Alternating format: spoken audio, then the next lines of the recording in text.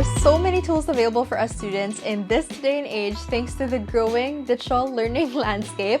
There are a bunch of note-taking apps, productivity apps, research databases, new learning management systems, and overwhelmingly, there are also so many devices in the market right now that it can feel confusing to know which one will suit your learning style best. Well, if you clicked on this video, you're probably wondering how I use my iPad so you can better use it as your study companion. And as someone who has been using an iPad since high school, I am now a senior in college, by the way, I think I have quite the knowledge and experience on this area. So grab your iPads, take some notes, and let's get right into it. First up, let's talk about my iPad setup. I have the 12.9-inch M1 iPad Pro. There were a few of you messaged me on my Instagram, "Ate, required po ba talaga na naka-Apple sa school?" Because everyone seems to have it now. And the short answer is no. If you don't have an Apple iPad or if you don't have the latest model, that is totally fine. Honestly, the model doesn't really matter. There are a bunch of other videos comparing iPad models from one another, so better check them out to see which one suits your workflow best. I'm also sure there are way more budget-friendly alternatives than the one that I have, so don't ever feel like you're restricted to only a few models because trust me, there are a bunch of options in the market that works just the same. I chose to purchase the Pro one rather than the Air because I am heavy on graphics and editing, which I will also talk about in a few.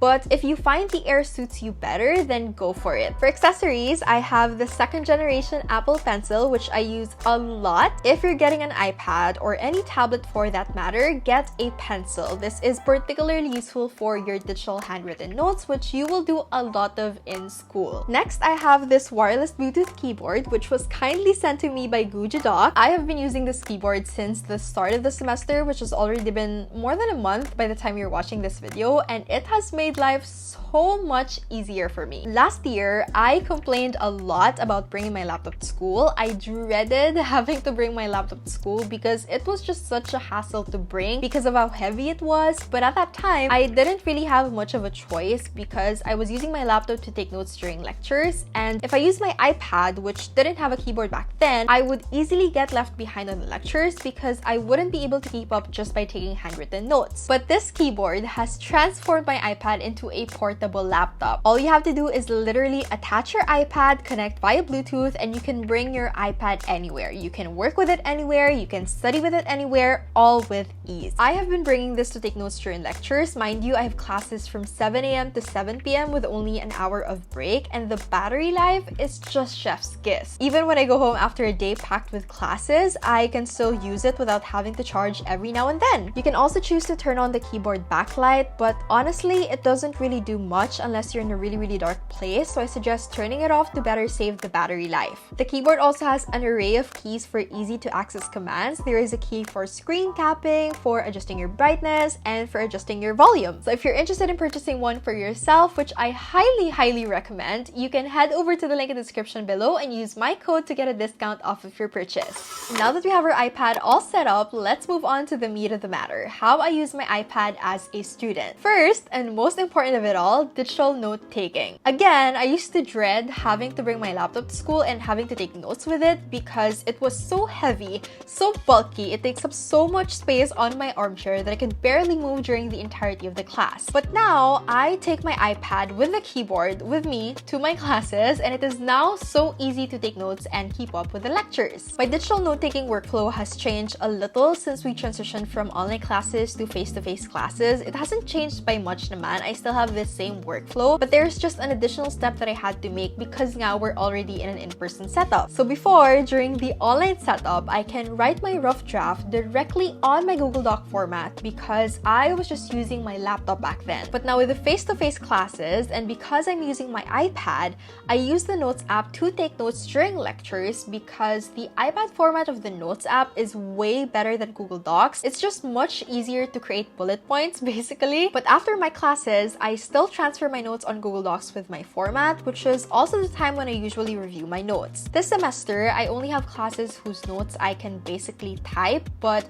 during the 1st and 2nd years of my college, I had to take digital handwritten notes for my physics and chemistry classes, and for those classes, I use GoodNotes as my note-taking app. Along with note-taking, I also use my iPad for annotating textbooks. My iPad stores all textbooks, presentations, and journal articles that I need to read for school. I mentioned mentioned this in my digital note-taking video, but usually when I take notes, I incorporate supplemental information from my textbooks, and when I do so, I usually have my laptop in front. I have a split view of my Google Doc and my browser if in case I need to search anything, and I have my iPad with the textbook to my side. Something I adore with the Apple ecosystem is the universal clipboard. Basically, if I find an important concept from my textbook, I can copy it from my iPad and I can paste it on my laptop. I can copy literally anything from my iPad, whether that be a picture, a text, or a video, and paste it on my laptop, and vice versa. This has made transferring information across all my devices much easier, especially when I'm taking notes. Another way I use my iPad is as a second display. When I am working on a paper, I usually end up opening too many tabs that I eventually find it difficult to look for specific information from a specific article. So usually, when I need to open 3 or more windows at the same time, and when I run out of screen space on my laptop, I use my iPad as a second display. I can drag any window from my laptop to my iPad, and I can even use my keyboard, my mouse, and the trackpad of my laptop itself to control what's displayed on my iPad screen. I'll insert a link below on how you can start doing that with your iPad, so check that out if you need to. Now, I also use my iPad for flashcards. I use Anki as my flashcards tool, and I usually use both my laptop and my iPad for it.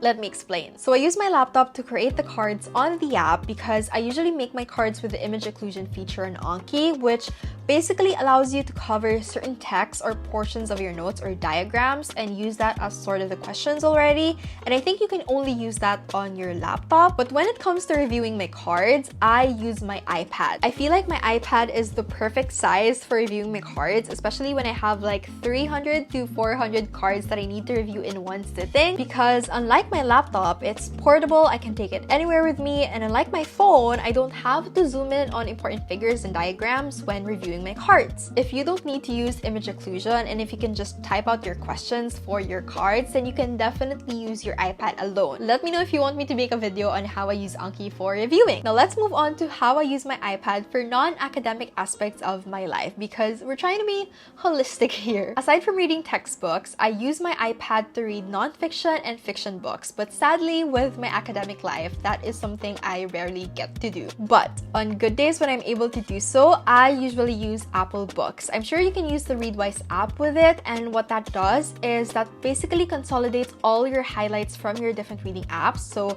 from your Kindle, from your Apple Books, from your Pocket into one database, so you can look back on them if you need to. Another way I use my iPad is for creativity. Now, when I first got Procreate, I got so excited because I used to draw on papers and I used to paint on canvases, so just knowing that I can do all that in such a portable device that I can take anywhere with me whenever my creative juices started flowing just excited me so much. But sadly, I'm sure you can already guess, I haven't had the time to do so. So since getting this iPad and Procreate, I've only been using them to draw lab reports, assignments, and infographics for school. I know, what a bummer. But on the good side, my iPad has honestly saved me when I was drawing microscopic observations and anything lab related. So if you are in a lab related field, then this one is definitely a savior. To add to that, it's also much easier to create presentations with your iPad because you have much more control of where you can place your elements. Lastly, to keep myself sane as a student, I also use my iPad for entertainment. I still try to keep the entertainment apps on my iPad to a minimum because eliminating distractions is key in making your device a productivity tool. So I only have Netflix and YouTube to keep me company. So those are all of the ways I use my iPad as a college student. I hope I was able to give you a few meaningful insights on how you can make your iPad a study companion. Let me know in the comments below how you use your iPad as a student, and I'm sure others can learn from you as well. Thank you so much for sticking around, and I will see you guys in my next one.